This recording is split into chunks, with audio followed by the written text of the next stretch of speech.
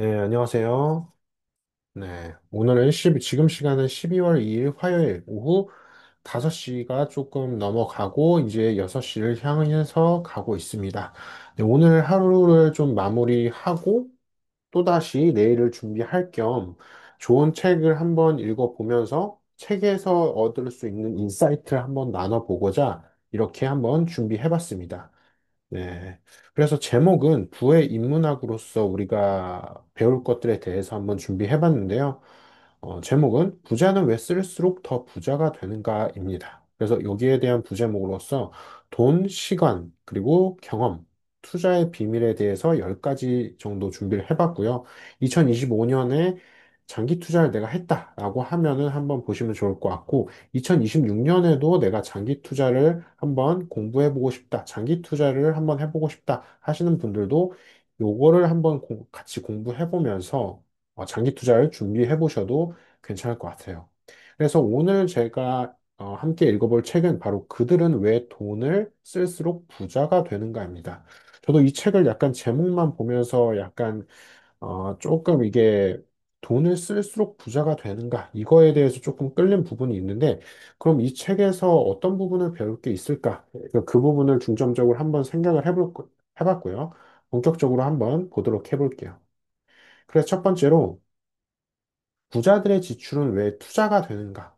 네, 우리가 일반적으로 그 지출이라는 단어를 떠오르면은 자, 지출이라는 단어를 보게 되면은 사실 부정적인 어투를 많이 떠오르게 되잖아요. 그래서 나한테 돈이 나간다. 이런 관점에서만 바라보게 되면은 그냥 단순히 내가 돈을 빼앗기기 때문에 그런 관점에서는 되게 안 좋은 부분이 되는 거죠. 근데 이게 투자로 이렇게 넘어가게 되면은 이게 어떻게 보면 물론 안 좋은 투자가 될 수도 있어요. 투자가 실패할 수도 있겠죠. 근데 그걸 통해서 공부를 하고 다시 한번 좋은 투자로 넘어가는 과정을 우리가 배워야 되지 않나라고 생각합니다. 그래서 여기에서 핵심 키워드는 부자 습관, 그리고 소비의 본질, 그리고 가치 중심 지출입니다. 그냥 지출하는 게 아니라 가치에 좀 더 중심을 두자.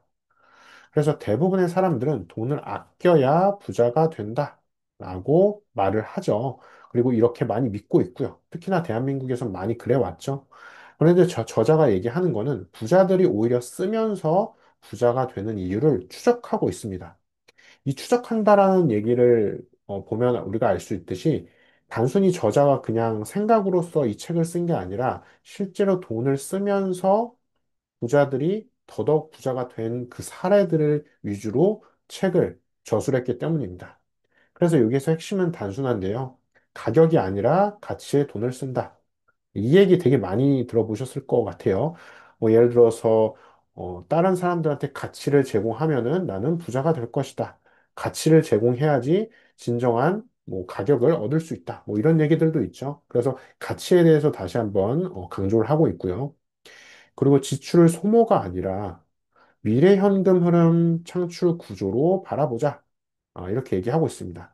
그래서 결국에는 우리가 돈을 쓰는 이유가 그 돈을 씀으로써 얻어내는 어떤 미래의 그런 현금 흐름 또는 미래의 어떤 또 다른 우리만의 자산들, 그거에 대해서 바라보는 거죠.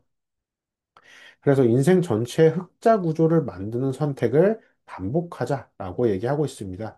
그래서 우리가 단순히 여기에 이 책에서 얘기하는 거는 이 흑자라고 얘기하는 것도 단순히 돈만 바라보는 게 아니라 건강이라든지 뭐 인간관계 그거에 대해서도 이 흑자 구조를 만들자.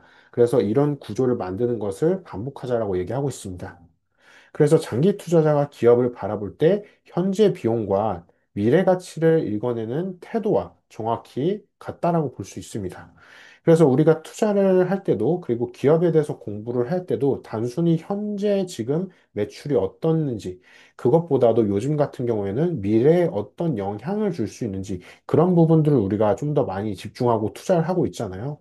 그렇듯이 이 미래 가치에 대해서 우리가 생각을 해봐야 된다라고 보고 있습니다. 자, 그 다음으로는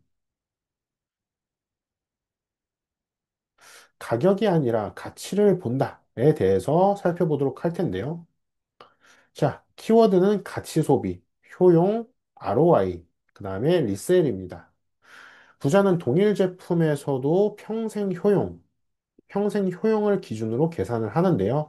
여기에서 평생 효용은 사용 기간, 그 다음에 빈도, 삶의 질 향상, 이걸 기준으로 계산을 합니다. 그래서 단순히 우리가 가격이 싸서 산다. 그래서 우리가 제일 주의해야 될 것 중에 하나가 뭐 이마트나 뭐 기존의 마트 같은 데서 뭐 90% 할인하니까 일단 사두자, 쟁여두자, 뭐 이런 마인드를 많이 갖고 있는데 가치가 남기 때문에 사자. 이걸로 한번 좀 더 우리의 마인드를 전환해보자. 그런 얘기입니다. 그래서 우리가 그 햇반이나 뭐 휴지 같은 거, 비누 같은 거, 우리가 쌀 때 막 쟁여두는 경우 있잖아요. 근데 라면이라든지 햇반, 뭐 비누 뭐 이런 거는 상대적으로 유통기한이 길고, 그 다음에 가족끼리도 오랫동안 쓸 수 있기 때문에 그래도 가치가 있다라고 볼 수가 있어요.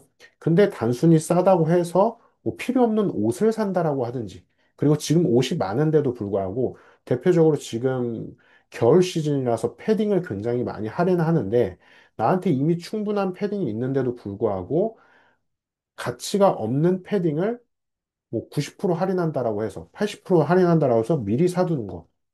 근데 그거는 가치가 남지 않을 수 있다라는 거죠. 그리고 고가품이라도 유지비, 내구성, 재판매 가치를 함께 고려하자라는 거죠. 이 리세일과 재판매 가치가 이렇게 연결될 수 있습니다. 이렇게. 그래서 옛날에 되게 유행했던 것 중에 하나가, 물론 지금도 있지만, 뭐 샤넬 그 가방 같은 거 또는 애플 제품 같은 거. 초반에 애플 아이폰이 나왔을 때 이 재판매 가치가 굉장히 뛰어났죠. 사실 애플 제품은 지금도 재판매 가치가 뛰어나요. 근데 이 재판매 가치가 뛰어난 이유는 단순히 그 애플 제품이 사람들이 좋아해서도 있지만 거기에는 내구성과 그다음에 유지비까지 같이 포함될 수 있는 거죠. 그리고 소득을 10% 올리는 것보다 불필요한 지출 10%를 줄이는 것이 더 쉬울 수 있다. 이 부분이 있는데 사실 이 부분은 불필요한 지출을 줄여본 분들은 좀 더 쉽게 이해를 하실 것 같아요. 대표적으로 우리가 소득을 10% 올리는 거, 예를 들어서 연봉 10% 올리는 거는 굉장히 어려워요. 특히나 지금처럼 어떻게 보면 성장력이 그렇게 높지 않은 때, 지금처럼 국가적인 성장이 그렇게 높지 않을 때는 소득, 그리고 연봉 올리는 거는 상대적으로 굉장히 어렵습니다. 근데 이런 상태에서 우리는 지출을 줄이는 것은 1%가 됐든 단 1%라도 먼저 줄여보는 거예요. 내 지갑에, 아니면 내가 신용카드로 평소에 50만 원, 100만 원을 썼다라고 해보면 거기에서 불필요한 지출을 줄여보는 거죠. 여기에서 10%라고도 명명이 돼 있지만 단순히 10%가 아니라 만 원, 5천 원, 뭐 10만 원 이렇게 실제 숫자로 한번 줄여보는 연습을 해보는 거죠. 근데 여기에서 중요한 거는 책에선 얘기하지 않았지만 지출을 단순하게 줄이자 이런 얘기보다도 이 불필요하다라는 기준 자체를 먼저 마련해 보는 것도 저는 되게 중요하다라고 생각해요. 그럼 그 기준은 역시나 이 사용 기간, 그 다음에 사용 빈도, 그 다음에 나의 삶의 질을 향상시켜 주는지 이거 기준으로 한번 생각을 해보는 거죠. 내가 얼마나 쓸 건지, 내가 얼마나 자주 쓸 건지, 그 다음에 나의 삶에 얼마나 영향을 주는지. 네. 그래서 이걸 투자 관점으로 바라보면 기업의 캐펙스를 볼 때도 현재 비용이 아니라 장기적인 ROIC를 계산하는 습관과 동일하다고 볼 수 있습니다.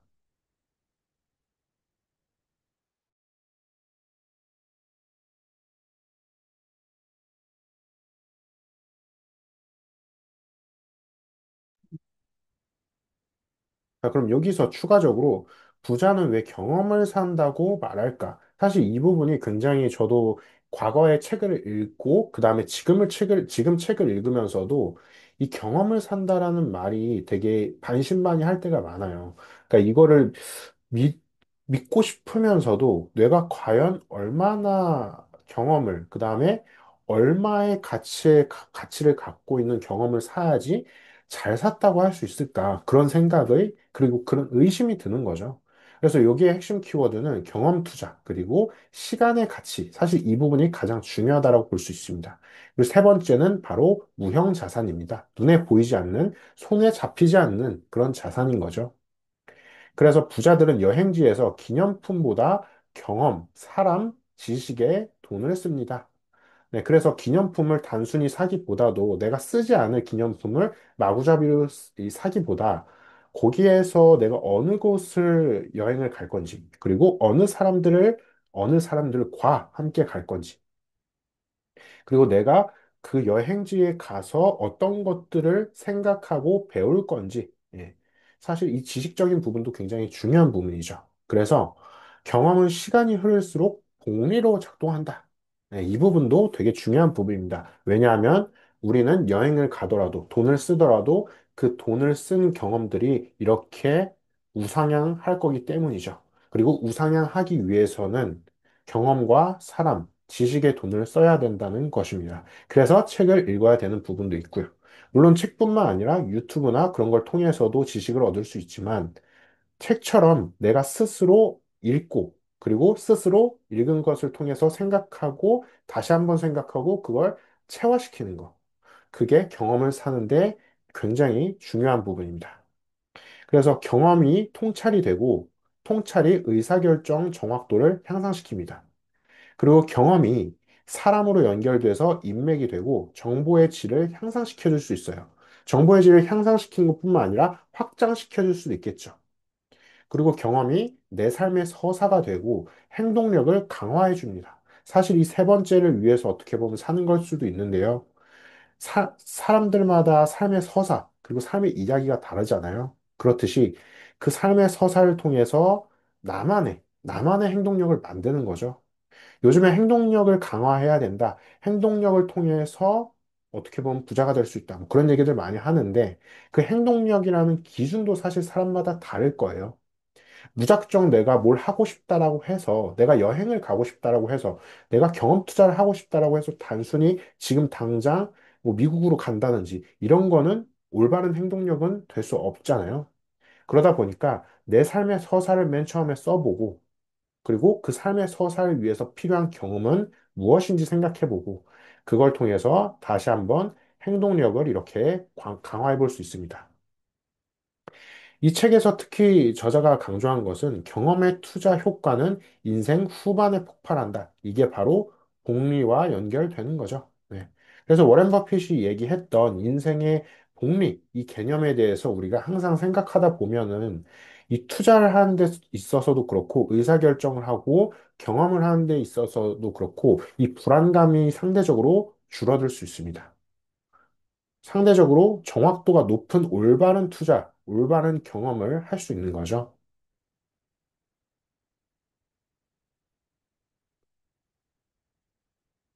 자, 그럼 이번에는 부자의 심리는 행동 경제학을 거스른다. 이 부분을 한번 볼 텐데 조금 어려울 수 있으니까 천천히 한번 살펴볼게요. 그래서 키워드는 손실 회피, 그 다음에 매몰 비용, 그 다음에 앵커링 효과, 그 다음에 프레이밍. 프레임은 말 그대로 나를 가두는 이런 프레임들, 그거를 생각을 해볼 수 있는데요. 일반인은 보통 싼 것, 남들이 사는 것에 민감하게 반응합니다. 그래서 인스타그램이나 뭐 틱톡이나 그 다음에 뭐 리뷰 같은 거, 사람들이 리뷰를 굉장히 많이 신경 쓰잖아요. 저도 음식점 같은 데 갈 때 리뷰를 상대적으로 많이 살펴보는데요.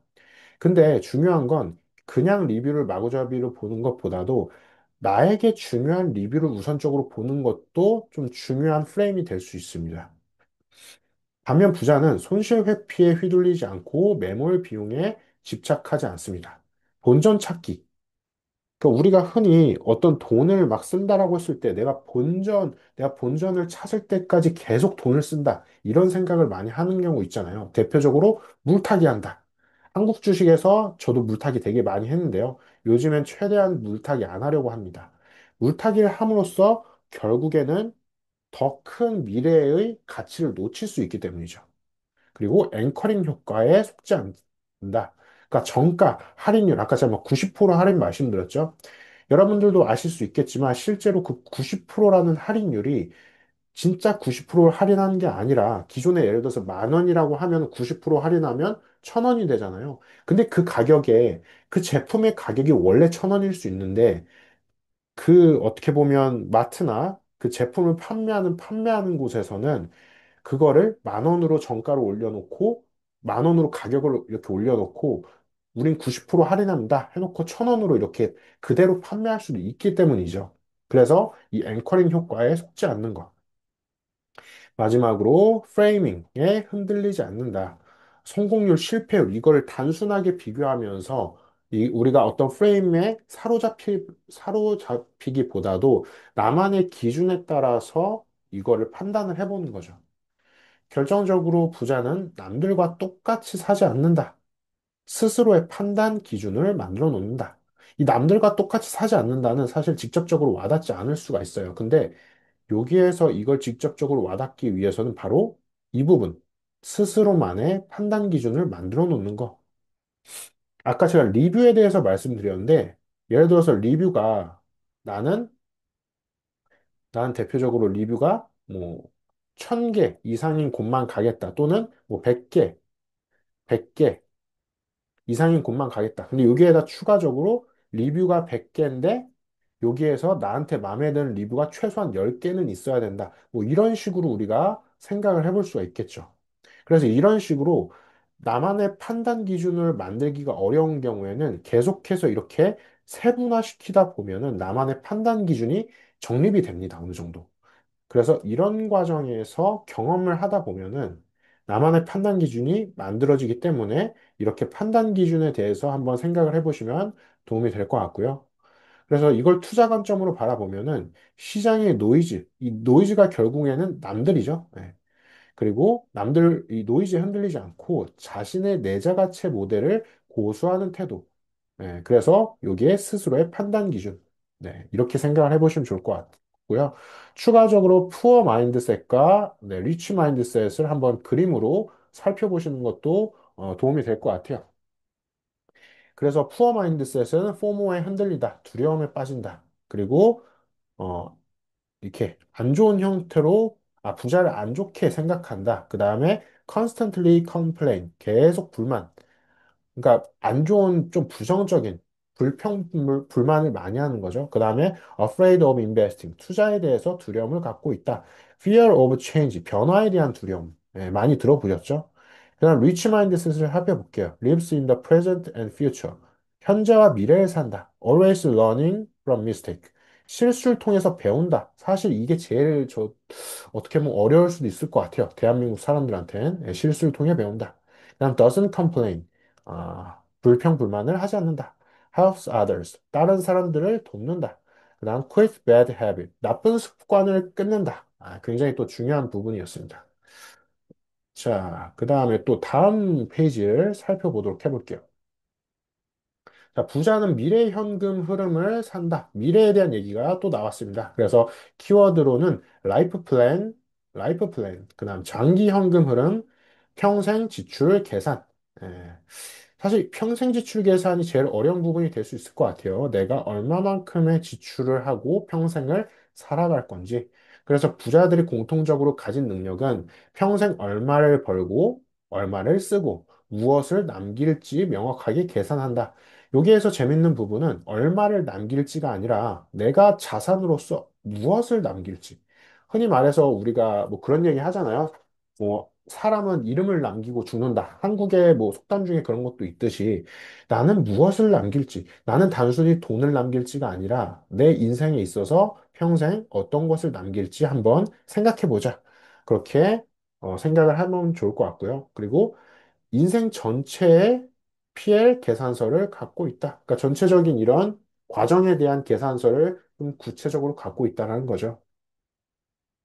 저자의 핵심 문장을 살펴보면은 인생 전체가 흑자인지 적자인지를 계산하자. 그렇지 않다면 전조등 없이 고속도로를 달리는 것과 같다라고 얘기를 하고 있습니다.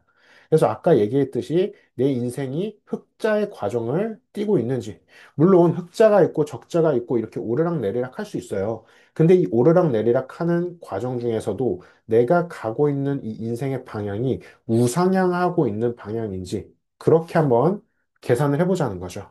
네. 그래서 장기 투자자에게 익숙한 관점인 겁니다.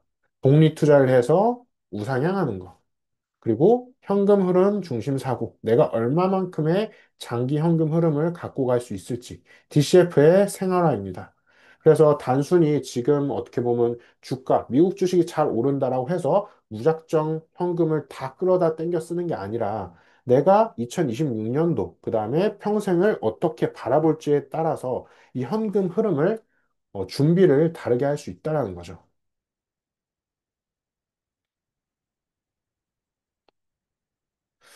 자, 그 다음으로 지출과 투자, 인생 ROI를 높이는 의사결정입니다. 키워드 5대 투자인데요. 첫 번째는 건강. 건강이 없으면은 나머지도 다 사라지죠. 그리고 두 번째는 시간, 세 번째는 경험, 네 번째는 관계, 다섯 번째는 지식입니다. 지식입니다. 지식. 아까 앞에서 봤던 부분과 연결이 되는데요. 이 책의 메시지는 명확합니다. 부자들은 소비와 투자를 구분하지 않는데요. 그들은 지출을 인생 ROE를 끌어올리는 투자로 바라봅니다. 아, 결국에는 좀 장기적인 관점으로 바라보는 거, 그리고 그 장기적인 관점이 긍정적인 우상향의 관점으로서 바라보는 거죠. 그래서 우리가 이렇게 그래프를 통해서 볼 때도 우리가 어렸을 때 성인, 그 다음에 가족을 꾸릴 때, 그 다음에 은퇴를 할 때, 이거에 대해서 우리가 이렇게 오르락 내리락을 이렇게 볼 수가 있는데, 우리가 이런 크게 인생의 과정에서 봤을 때 빚도 질 수도 있고, 그 다음 보험을 계획할 수도 있고, 그 다음에 컨섬션과 세이빙, 뭐 저축에 대해서도 바라볼 수 있고요. 투자, 그 다음에 이스테이트먼트, 집 구매하는 거, 세금, 플래닝, 그 다음에 패밀리 포메이션, 그 다음에 패밀리 머처리티, 그러니까 가족에 대해서 어느 정도 좀 무르익었을 때를 생각을 해볼 수가 있죠. 그러니까 지금 사실 인생을 단순히 확정 지을 수는 없지만 이렇게 긴 과정에서 나만의 어떻게 보면 마침표를 미리 찍어보는 거죠. 네. 내가 일단 과거는 지나갔을 수도 있어요. 영 어덜트에 대해서는. 그러면 현재부터 한번 살펴보는 거죠. 네. 내가 예를 들어서 지금 인베스트먼트 투자를 하는 관점이다. 그럼 내가 투자를 언제까지 한번 해볼 건지. 나는 평생 할 거다. 그러면 그 평생 할 거에 따른 이 다섯 개를 고려를 해봐야 된다는 거죠. 의사결정을 하는 거죠. 그래서 내가 건강이 좋아야겠죠. 건강이 안 좋으면 투자도 할 수가 없겠죠. 네, 투자를 하는 의미도 없겠고요. 그래서 건강은 가장 높은 수익률의 자산입니다. 네, 두 번째, 시간을 단축시키는 것은 생산성을 복리로 적용할 수 있는 부분이고요. 세 번째, 인맥은 복리로 가치가 상승한다. 근데 이 인맥 같은 경우에는 조금 불확실한 부분이 있죠. 물론 나머지도 할 수 있지만 건강은 사실 내가 스스로 물론 이제 유전적인 부분은 제외하더라도 운동을 하고 건강한 음식을 먹고 좋은 생각을 하고 감사하는 삶을 살고 이러한 어떻게 보면 표준의 가치를 갖고 살게 되면은 이 건강에 대해서는 우리가 충분히 컨트롤을 어느 정도 할 수 있습니다. 시간에 대해서도 마찬가지죠. 우리가 하루를 어떻게 지금 살고 있는지 그거에 따라서도 나만의 생산성을 복리로 높일 수 있습니다. 관계 같은 경우에도 한번 가능한 범위에서 생각을 해보면 지금 내 주변에 있는 인간관계 중에 나한테 부정적인 영향을 주는 사람을 적절하게 끊어낼 줄 알아야 되고 나한테 긍정적인 영향을 주는 멘토분들을 좀 더 많이 옆에 둘 수 있죠. 그다음 지식적인 부분은 아까 말씀드렸던 뭐 책을 읽거나 유튜브로서 좋은 지식을 얻거나 그렇게 될 수가 있죠. 그렇게 되면은 미래 현금 흐름의 원천이 될 수 있습니다. 그다음 다섯 번째 경험은 삶의 복리 자산으로서 우리가 하루하루 그다음 1분 1초 살아가는 것이 하나의 경험으로 쌓여서 삶의 복리 자산으로 적용이 되는 거죠. 그래서 이런 식으로 다섯 가지를 투자를 한번 해보는 거죠. 자, 부자의 미의식입니다. 왜 예술, 미학에 투자하는가?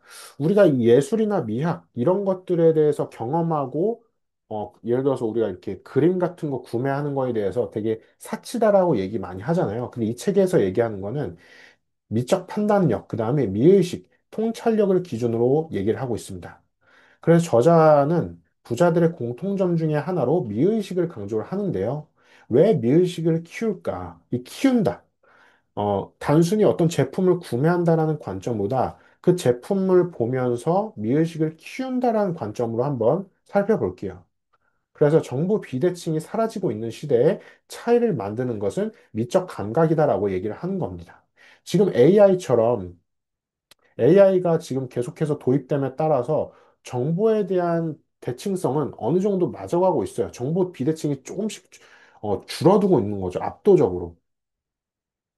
근데 미적 판단력은 문제의 본질을 꿰뚫는 통찰력과 연결이 될 수 있기 때문에 미적 감각을 한번 키워보자. 이렇게 얘기하는 거죠. 그래서 비즈니스, 투자, 네트워킹 속에서 타인의 평가와 신뢰를 얻는 기반이 될 수 있다라고 얘기를 하고 있습니다. 그래서 투자자의 퀄리티 분석 감각, 이거와 밀접하게 연결이 될 수 있습니다.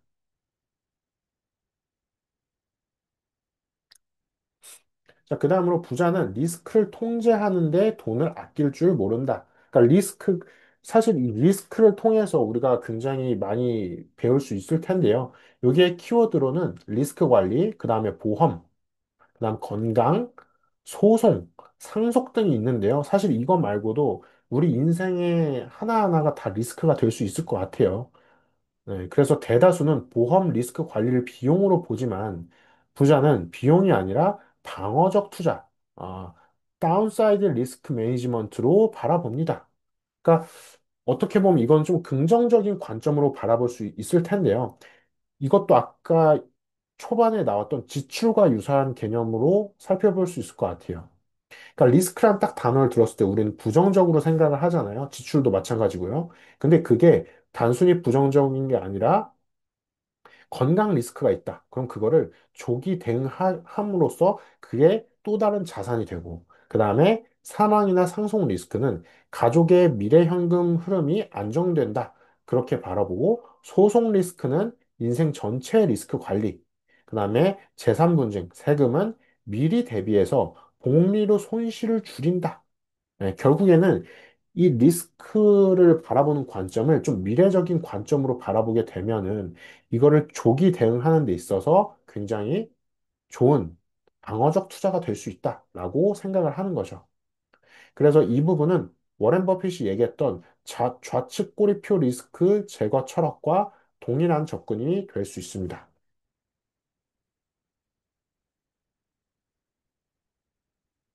자, 그 다음으로 왜 부자는 시간을 돈보다 더 중요하게 보는가를 생각을 해볼게요. 요게 키워드는 역시나 복리, 시간 복리, 생산성, 여백, 스케줄 비우기입니다. 스케줄 비우기 사실 많은 직장인들이 어려워할 거예요. 스케줄 언제 비우지 도대체? 회사 갔다 오는데 너무 힘든데? 예, 한번 살펴볼게요. 부자에게 가장 중요한 자산은 돈이 아니라 시간입니다. 그건 우리 모두 마찬가지죠. 그래서 책에서 특히나 인상적인 문장을 살펴봤는데, 부자는 스케줄의 절반 이상을 비워둔다. 근데 여기에서 24시간이라고 했을 때 12시간을 비워둔다. 이렇게 생각하기보다도 내가 가용할 수 있는 범위 내에서 스케줄이라고 바라보시면 좋을 것 같아요. 왜냐하면 우리가 12시간을 비워둔다라고 생각을 하면은 일반 직장인들은 12시간을 비워두기가 거의 불가능할 수 있어요. 그렇기 때문에 내가 가용할 수 있는, 내가 사용할 수 있는 스케줄의 절반을 비워두자. 그렇게 생각을 해보는 거죠. 그럼 그거의 이유는 뭘까? 첫 번째 이유는 여백이 있어야 기회가 보이기 때문이죠.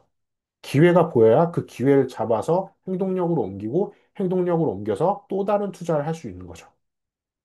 그리고 그게 또 다른 복리로 쌓이게 되겠죠. 그리고 중요한 결정은 그냥 결정이 아니라 중요한 결정은 고민의 시간이 필요하기 때문입니다. 우리가 챗GPT나 제미나이를 쓴다라고 해서 AI가 결정까지 버튼까지 딱 완전히 클릭을 해주는 건 아니잖아요. 그 중요한 결정은 우리가 스스로 해야 되기 때문입니다. 그리고 급할수록 돈을 잃는다. 그냥 빠르게 투자하면은 빠르게 돈을 잃을 수 있다. 그거를 꼭 생각을 해봐야 되겠고요. 그리고 시간 또한 복리로 작동한다. 여기에 엮이는 것은 경험과 지식, 관계입니다. 그래서 우리가 타임 밸류를 꼭 한번 생각해 보면서 내가 가용한 시간, 거기에서 한번 절반부터 조금 조금씩 비워나가는 연습, 그리고 거기에서 나만의 기회를 발견하고 복리로 작동시키는 연습을 한번 조금씩 해보면 좋을 것 같아요. 이것도 역시나 아까 제가 뭐 10,000원 아끼는 거, 10만 원 아끼는 거, 지출에 대해서 말씀드렸듯이 이 시간도 내가 오늘 하루 절반을 다 비우자. 이게 아니라 내가 가용한 시간. 예를 들어서 오늘은 내가 평소에 유튜브 보면서 뭐 1시간 넘게 유튜브를 봤는데 그렇게 하는 게 아니라 내가 거기에서 오늘 30분만 보겠다. 이렇게 한번 시간을 딱 지정해 두는 거죠. 그렇게 여백이 있어야지 나만의 기회를 찾을 수 있다. 네, 그게 또 중요합니다.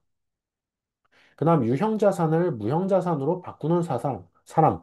요게 키워드는 버킷리스트, 무형자산, 그다음에 현재를 산다. 이 부분입니다. 부자의 최종 경지는 유형자산을 무형자산으로 전환하는 단계인데요. 요게 무형자산은 경험, 관계, 지식, 평온입니다. 사실 이 모든 무형자산들이 나의 평온, 이걸 위해서 존재하지 않을까라고도 생각을 하는데요. 그들의 수첩에는 하고 싶은 일에 줄이 가 있고, 그러니까 이게 줄을 그었다는 거죠. 그 줄 하나하나가 그들의 부의 원천이 됩니다. 그러니까 하고 싶은 일은 결국에는 경험, 이 무형자산과 연결이 돼 있고, 그거를 실제로 내가 실행했다라는 거죠. 실행하지 않으면 그 경험이 완수되지 않기 때문이죠. 그래서 저자의 마지막 메시지는 경험의 축적이 행복을 키운다. 현재를 사는 사람이 결국 행복과 부를 모두 쌓는다. 이렇게 얘기를 하고 있습니다. 그래서 우리가 결국에는 부자가 된다. 그다음 부를 쌓는다. 자산을 증식한다. 이런 것들을 계속해서 생각하는 이유는 이 행복을 이루기 위해서 어, 행복을 계속해서 이 과정 속에서 즐기기 위해서 하고 있지 않나? 라고 이 책에서도 좀 생각을 해볼 수 있었습니다. 자, 마지막 저의 개인 의견으로 정리를 해보면 지출을 투자로 바라보는 태도, 그 다음에 무형자산의 복리 효과, 그 다음 인생 전체의 현금 흐름 관리, 이 현금 흐름까지 조금 집중적으로 살펴볼 수 있었고요. 책이 말하는 부자 되는 법은 사실 돈 얘기가 아니에요. 돈 얘기가 사실 그렇게 많지가 않았어요. 자기 삶을 경영하는, 이 삶을 경영하자. 이런 얘기도 많이 들어보셨을 것 같아요. 자기계발서에 자기 삶을 경영하는 얘기에 대해서 많이 나오잖아요. 근데 그걸 단순히 자기계발로 얘기하는 게 아니라 지출이나 리스크, 무형자산, 이런 걸 통해서 한번 예시를 많이 들어드렸습니다. 그래, 지출을 소모가 아닌 자신의 인생 가치 상승 장치로 보는 태도가 있었고요. 이것이 장기 투자자의 사고방식과 완전히 일치되는 부분이었습니다.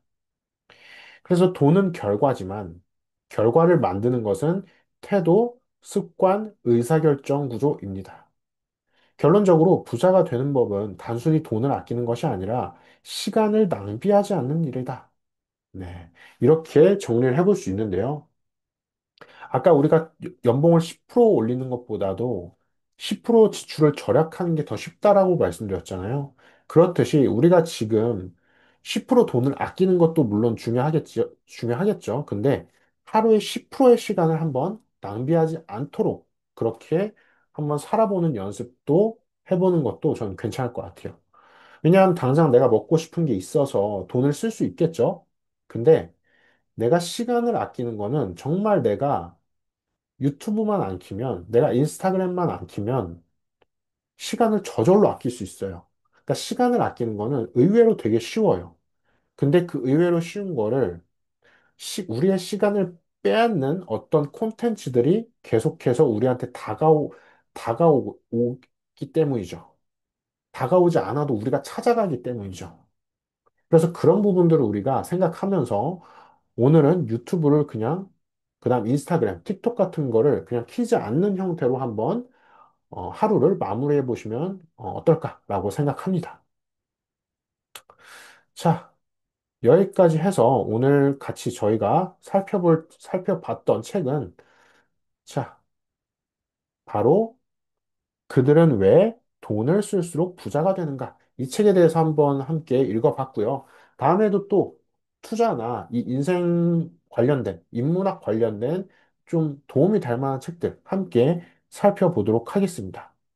여기까지 오늘 같이 책을 읽었던 미니버핀 랩이고요. 다음에도 또 유익한 시간으로 함께 공부해 보도록 하시죠. 감사합니다.